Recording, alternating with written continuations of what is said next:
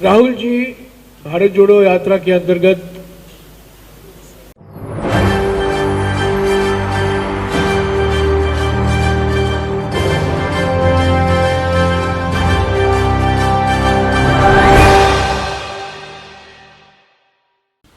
नमस्कार, मैं हूं राहुल शर्मा। आप देख रहे हैं SP9 न्यूज। स्वागत है आप सभी का आज की बड़ी खबर में। और बड़ी खबर की शुरुआत भारत जोड़ो यात्रा से। भारत जोड़ो यात्रा को लेकर एक और जहां सत्ता पक्ष तमाम तरह की बातें कर रहा है। अपने दर्शकों को बता दें, इन सबके बीच में बीजेपी सांसद मनोज तिवारी का एक बयान सामने आया है। क्या कुछ कहा है मनोज तिवारी ने, मैं अपने दर्शकों को बता देता हूँ। मनोज तिवारी का यह कहना है कि एक और जहां बीजेपी को, प्रधानमंत्री नरेंद्र मोदी को पूरे देश की चिंता है, भाजपा को पूरे देश की चिंता है, तो राहुल गांधी को केवल गांधी परिवार की चिंता है, कांग्रेस को केवल गांधी परिवार की चिंता है। वो अपने भारत जोड़ो यात्रा पर फोकस कर रहे हैं। उन्हें जनता से कोई लेना देना नहीं है। कोई समझाए इन भाजपा वालों को कि भाई आपके वक्त में, कोरोना के टाइम पे आप बिहार में इलेक्शन चुनाव की तैयारी कर रहे थे, तब तो कोई बात नहीं हुआ। यही मनोज तिवारी आज जो बड़ी बड़ी बातें हाँक रहे हैं या डींगे बड़ी बड़ी बातें कर रहे हैं, यही मनोज तिवारी जब पुलवामा में हमला हुआ, सब कुछ इन्हें पता चल गया, रात में डांस कर रहे थे, डीजे पर नाच रहे थे, वो क्या, यही मनोज तिवारी भाई भगवा पर सवाल खड़ा करते हैं। जब इन्होंने एक्ट्रेसेस के साथ काम किया है, उसमें भगवा थे, तब तो बात नहीं की जाती है। मनोज तिवारी जैसे नेता आज अपनी राजनीति सेकने का काम करते हैं। मनोज तिवारी जैसे नेता आज क्या करते हैं, वो आग में घी डालने का काम करते हैं। सत्ता पक्ष राहुल गांधी को बदनाम करने का ठेका ले चुकी है। सत्ता पक्ष राहुल गांधी को बदनाम करने का पूरा उन्होंने मोर्चा संभाल लिया है। तो जो अभी की हम हालात को देख रहे हैं, वो ये जाहिर तौर पर बता रहा है कि कैसे आज राहुल गांधी की भारत जोड़ो यात्रा को जनता का समर्थन मिल रहा है, नेताओं का समर्थन मिल रहा है, तो दूसरी तरफ भाजपा बदनाम करने की कोशिश कर रही है। मनोज तिवारी जैसे नेता, भाजपा के तमाम बड़े नेता आज राहुल गांधी पर सवाल खड़ा कर रहे हैं, कोरोना की बात कर रहे हैं कि राहुल गांधी की भारत जोड़ो यात्रा से कोरोना फैलेगा। बताइए कितनी गलत बात है कि राहुल गांधी अगर भारत को जोड़ना चाहते हैं, जनता को अपने साथ मिलाना चाहते हैं, तो आज भारत सरकार को दिक्कत है। एक रिपोर्ट अपने दर्शकों को दिखाऊंगा।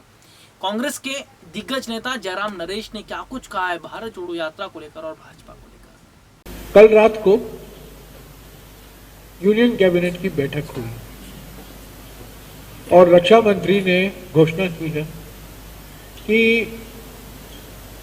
पूर्व सैनिक के जो बकाया थे, एक्स सर्विसमैन के पेंशन अरियर थे, पेंशन का बकाया था, वो पूरा किया जाएगा, पूरा उसको खत्म कर दिया जाएगा। सबके एरियर्स उन अफसरों को दिए जाएंगे। कुछ महीने पहले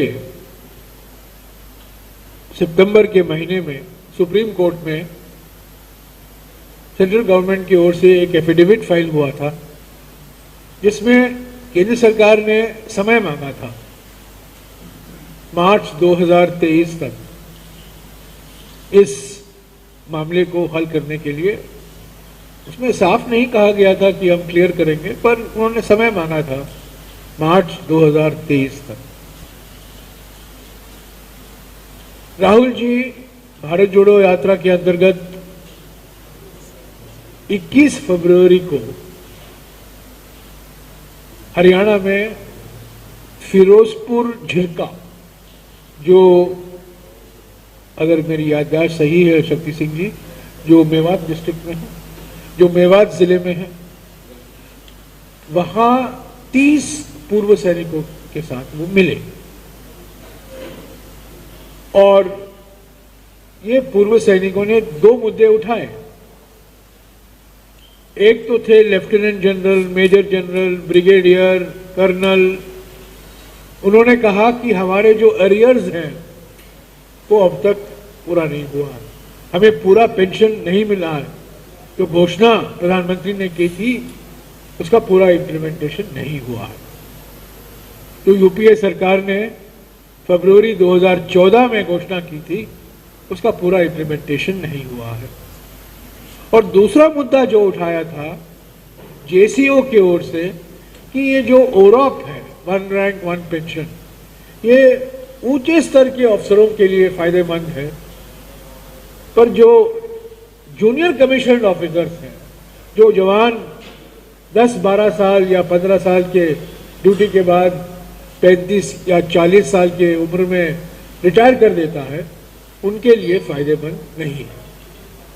राहुल जी ने करीब 1 घंटा इन पूर्व सैनिकों से बात की, हमने उसका प्रचार भी किया और मुझे खुशी है कि 2 दिन बाद यूनियन कैबिनेट की बैठक होती है और निर्णय लिया जाता है कि तुरंत ये एक्स सर्विसमैन के पेंशन के अरियर पूरा कर देंगे।